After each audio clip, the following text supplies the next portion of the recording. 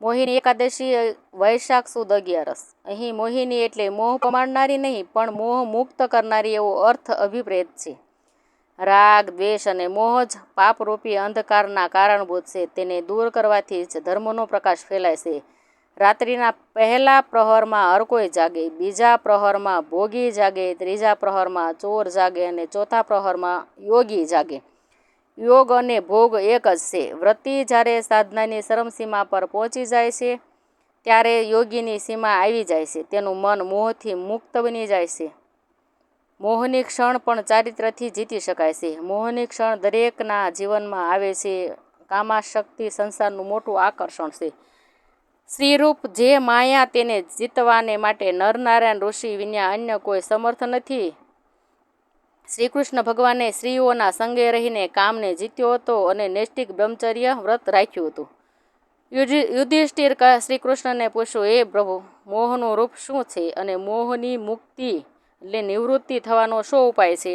હે રાજન, હૃદયમાં મોહ વૃદ્ધિ પામે છે ત્યારે મનમાં ભ્રાંતિ વિશેષ થાય છે. વળી આ કરવા યોગ્ય છે અને આ અયોગ્ય એવો વિવેક રહેતો નથી. આનું નામ મોહ. મોહનું કારણ પંચ વિષય, શબ્દ, સ્પર્શ, રૂપ, રસ અને ગંધ જ છે. પંચ જ્ઞાનેન્દ્રિયોને પંચ વિષયો સંબંધ છે. જો સ્વરૂપાન સ્ત્રીનું લાવણ્યયુક્ત રમણીય રૂપ જોવામાં આવી જાય તો તેમાં વૃત્તિ જોડાઈ જાય છે અને તે ભગવાનના સ્વરૂપમાં, તે મૂર્તિમાં વૃત્તિ રહેતી નથી. ચિત્ત વિવશ બની જાય છે. માટે જ્યાં સુધી રમણીય પંચ વિષયમાં ચિત્ત શોભાય છે ત્યાં સુધી મોહ ટળે નહીં. માટે મોહ ઉત્પન્ન થવાનું કારણ વિષયમાં આસક્તિ જ ગણાય. વિષયમાં તેનું ચિત્ત ચોંટી ગયું હોય તેને ચિત્તને ઉખેડવા માટે સૌપ્રથમ આત્મનિષ્ઠા અતિ દ્રઢ કરવી જોઈએ. હું આત્મા છું પણ દેહ નથી, આ વિચાર સૌપ્રથમ દ્રઢ કરવો જોઈએ. ભગવાનનું જે સ્વરૂપ છે તેમાં તો સર્વ પ્રકારના સુખનો સુભગ સમન્વય થયો છે. વ્રતધારી દર્શન કરે છે તો પણ તે પૂર્ણ કામ થઈ જાય છે. માટે માર્મિક મોહ પમાડે તેવું જે વિષય સંબંધી સુખ છે તે નાશવંત છે અને ભગવાન સંબંધી સુખ છે તે અખંડ છે.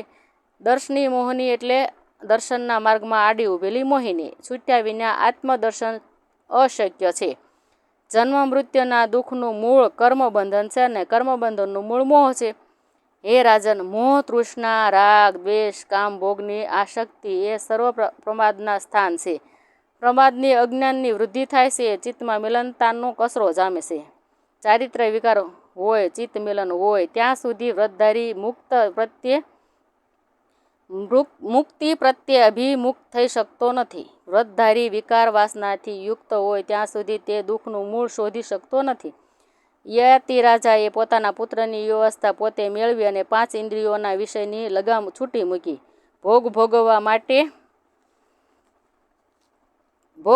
માંડ્યા અને તેની અતૃપ્તિનો ઉમેરો થયો. બાહ્ય રૂપમાં અમૂલ્ય વીર્યનો સંચય ગુમાવ્યો અને રસનું ટીપું ન મળ્યું, પણ પરિણામે એ આવ્યું કે કામ વાસનામાં વૃદ્ધિ થઈ. યયાતિ મહાન યોગી હતો, તેનામાં પાત્રતા તો હતી જ, તેથી તે અકળાયો. તેણે આત્મનિરીક્ષણ કર્યું અને પરમ સિદ્ધાંત સૂઝી આવ્યો. તેણે વિશ્વ સમક્ષ ઘોષણા કરી કે અગ્નિમાં ઘી હોમવાથી આગમાં અભિવૃદ્ધિ થાય છે, આ ઘટતી નથી. તેમ કામના માટે વિષય વાસના ભોગવવાથી વધે છે, ઘટતી નથી. યયાતિએ પણ આ વ્રત કર્યું હતું. તેતલીપુર નગરમાં કનકરથ નામનો રાજા ચલાવતો હતો. તેની રાણી પદ્માવતી અતિ સ્વરૂપવાન હતી અને ધર્મશીલ અને બ્રહ્મચર્ય પ્રેમી હતી. પણ પતિ અતિ કામી હતો. પતિ આગળ તેનું કશું ચાલતું નહીં. રાજા કનકરથના મોહમાં પાશથી ઘેરાયેલો હતો. કોઈ સંતે કહ્યું છે કે કનકરથનું સર્વતોમુખી અધઃપતન થઈ ચૂક્યું હતું. ચારિત્રમાં તે અધમમાં અધમ મનુષ્ય કરતાં ઉતરતો થયો હતો.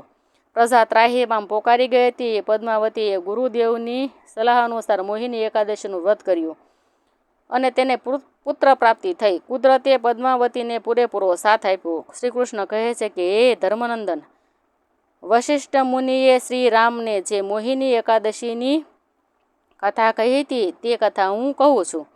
મોહિની એકાદશી કરનાર મોહ માયામાંથી મુક્ત થાય છે અને સર્વ પાપોમાંથી છુટકારો મેળવે છે.